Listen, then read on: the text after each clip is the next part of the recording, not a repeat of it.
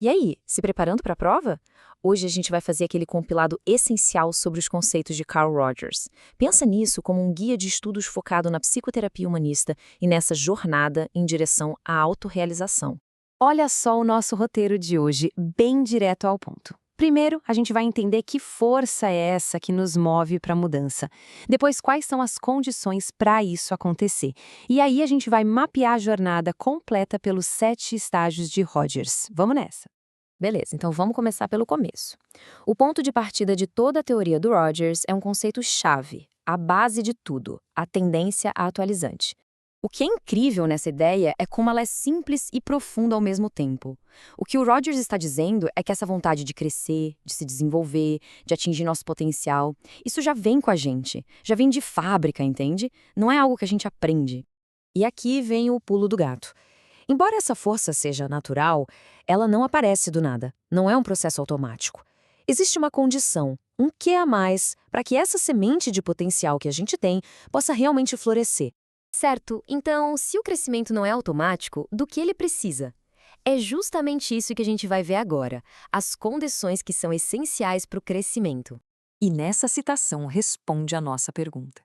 Para a tendência atualizante funcionar, é preciso um ambiente específico, um clima de relações humanas que seja positivo, que aceite e valorize a pessoa como ela é. É como se fosse o solo fértil que a semente precisa para crescer. Ok, com essa base teórica na mão, a força interna e as condições externas, a gente já pode mapear como a mudança acontece na prática. Vamos analisar a jornada através dos 7 estágios que o Rogers descreveu. Essa imagem da planta é perfeita, né? O processo todo pode ser pensado assim, como a evolução de uma semente. Com água, um solo bom e luz na medida certa, que são aquelas condições que a gente acabou de ver, ela cresce de forma natural. É assim que a gente deve entender esses 7 estágios rumo ao nosso potencial. Vamos começar pelo início dessa jornada. Os 3 primeiros estágios são marcados por uma distância muito grande entre a pessoa e a sua própria experiência. Essa rigidez toda, essa negação, acontece justamente porque aquele solo fértil, aquele clima de aceitação, não está presente. No primeiríssimo estágio, a pessoa se recusa a falar sobre qualquer coisa pessoal. O problema é sempre do outro, a culpa é sempre jogada para fora. É uma fixidez total, um bloqueio. Esse exemplo é clássico. A responsabilidade pela própria dor é colocada inteiramente no comportamento do outro. Não há nenhum reconhecimento do próprio papel ou dos próprios sentimentos na situação. Já no segundo estágio, começa a aparecer uma pequena rachadura nessa armadura.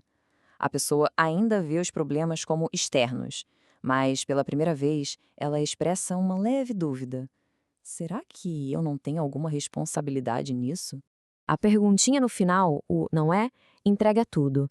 Mostra que aquela certeza absoluta de que a culpa é dos outros já não é mais tão sólida. É um primeiro passo, bem tímido, para dentro de si. O comecinho de uma mudança. No terceiro estágio, a pessoa já fala um pouco mais livremente sobre si. Só que tem um detalhe. Ela tende a falar de si mesma como se fosse um objeto e foca muito nos sentimentos do passado para se manter distante da experiência do agora. A generalização aqui é a chave. Todo mundo fica. Ao falar isso, a pessoa meio que dilui a própria experiência, sabe? Torna o sentimento menos pessoal e, por isso, menos ameaçador. É um jeito de reconhecer o que sentiu, mas mantendo uma distância segura. Certo, agora vamos avançar para a parte em que a transformação de verdade acontece. Os estágios finais representam uma virada de chave fundamental em direção à autoconsciência, à aceitação e, finalmente, à ação. No quarto estágio, os sentimentos já são descritos com mais propriedade no presente. Só que, ao mesmo tempo, ainda existe um julgamento muito forte sobre esses sentimentos. A pessoa aceita que está sentindo, mas se critica por isso. Esse exemplo captura o conflito interno perfeitamente. Tem o reconhecimento do sentimento, sinto-me culpado, e logo em seguida vem a autocrítica, mas não deveria. A batalha interna ainda está acontecendo com força total. O quinto estágio, esse é o grande ponto de virada. A energia muda completamente. Aqui, os sentimentos são expressos livremente, no presente, sem medo. A pessoa assume total responsabilidade e a culpa deixa de ser dos outros. E essa clareza toda é o que prepara o terreno para a ação. Que exemplo poderoso! Olha só a congruência, a ligação. Primeiro, a clareza sobre o sentimento, estar com raiva. Depois, a aceitação da sua origem. E o mais importante, a ação direta que resulta dessa aceitação, pedir demissão. É a teoria se tornando prática ali, na vida real. A partir daqui, o processo fica mais fluido. No sexto estágio, um sentimento que antes era negado ou temido é vivido plenamente no presente, com aceitação imediata. A pessoa não está mais falando sobre o sentimento, ela está sendo o sentimento, sem barreiras. E isso nos leva ao sétimo estágio, que não é um ponto final, mas um novo modo de ser. A pessoa passa a confiar no próprio fluxo de experiências, vivendo com mais autenticidade. A mudança deixa de ser um evento para se tornar parte natural da vida. Para a gente fechar nosso guia de estudo, vamos levar esses conceitos para além da teoria. A ideia é conectar o que a gente aprendeu com a observação prática. E fica a pergunta final para reflexão. Depois de entender a teoria, como é possível observar essa força interior para o crescimento, seja na prática clínica ou no dia a dia? Pensar sobre isso é uma ótima maneira de solidificar o conhecimento, lembrando sempre que este processo não é sobre chegar a um destino, mas sobre confiar na própria jornada.